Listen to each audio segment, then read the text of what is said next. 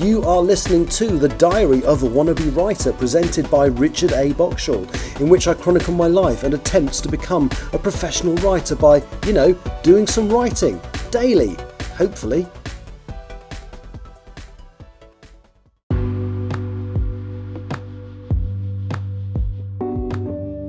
Hello, it is Sunday the 30th of June 2024. You're listening to The Diary of a Wannabe Writer, and I haven't really done anything that I can talk about that's to do with writing today, because today has absolutely been a full-on working day, as probably will be the next 4 days if I'm realistic, or certainly 3 of them.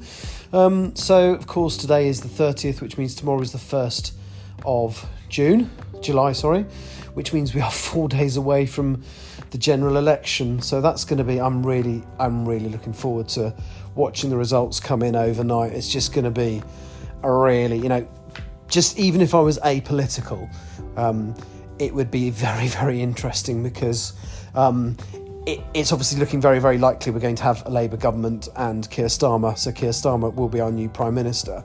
But what's going to be absolutely fascinating is the scale of that victory. I have no idea how big it's going to be.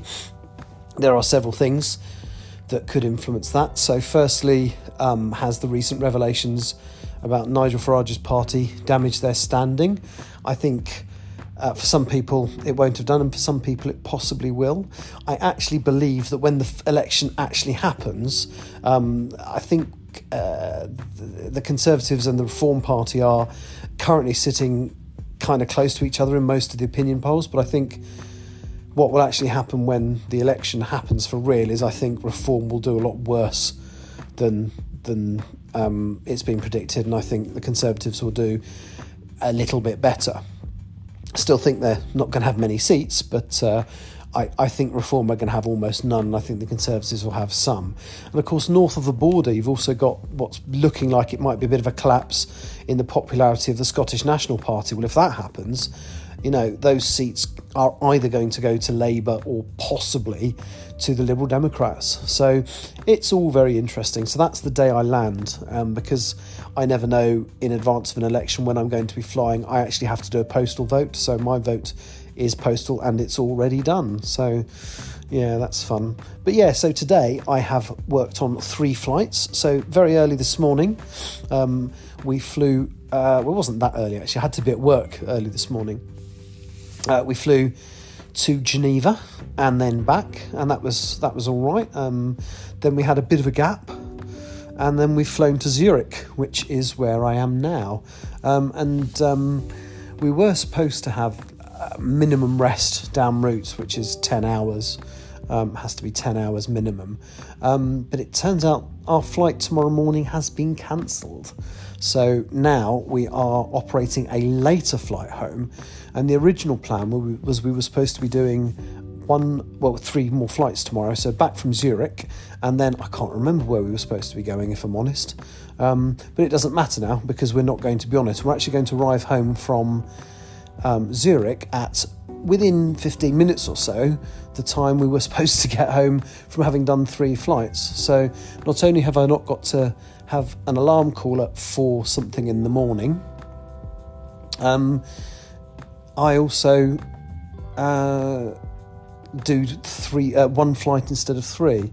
So it's been an interesting day. It does feel like it's been quite a lucky day as well. There's a couple of other lucky things that are operational that I can't really talk about, but we've had some luck in terms of the way things have been scheduled and what's actually happened. And then as we're getting off the plane in Zurich, passenger says, England are 1-0 down in the football. So I think, here we go. Get through the airport, get through customs, get through border control and all that, and get to our taxi that's taking us to the hotel. And the driver's watching England game on his phone, and we look at it and it's like 65 minutes in or something like that, and we're still 1-0 down. So we get to the hotel, we have a look again. When we get into the hotel, the game's on in the lobby. We've just checked in. There's 87 minutes played, which means there's 3 minutes plus injury time left, and we're still 1-0 down. And I thought it was a foregone conclusion. So I'm not that massively into football. I didn't want us to lose, but I'm not massively into it. So I went upstairs, checked into my room, and I've actually got a friend who is another airline crew member who has nationality as the team we were playing. She messaged me, or I messaged her to say something about, well, there's a beer that she recommended that I quite like. Anyway, I messaged her to say, I'll let you know. I've tried the beer; it's quite nice. Yeah, I'll have it again. And then she messaged back saying, and you're beating us at the football. I'm like, what? What? Really? Are we? And it turns out we'd equalised a few minutes into injury time, and then got to play extra time and then went 2-1 up and actually won. Now, I'm not that bothered. I'm not really into football, but it just feels like it's on our side today. Just generally the things that have happened at work. The fact that we don't have to get up at 6 in the morning, the fact that I'm doing 3 flights, was doing 3 flights, now doing 1. It just all feels like things are going the right way. I shouldn't say things like that too often because, of course, tomorrow could jump up and bite me in the bottom and something else could happen. But yeah, it all feels rather positive. Obviously, I haven't done any writing, haven't done any planning to do any writing. Tomorrow is going to be not as long a day as I thought it was, but I've still got to get home and then get up stupidly early on the 2nd. So, I probably won't be doing any writing the next few days, but I will at some point. Hopefully, maybe on the 4th, I'll do a bit of writing. But anyway, so that's the Diary of a Wannabe Writer. As I say, today it's more diary than writer. Thank you for listening. I'll be back hopefully at some point tomorrow. Take care. Bye-bye.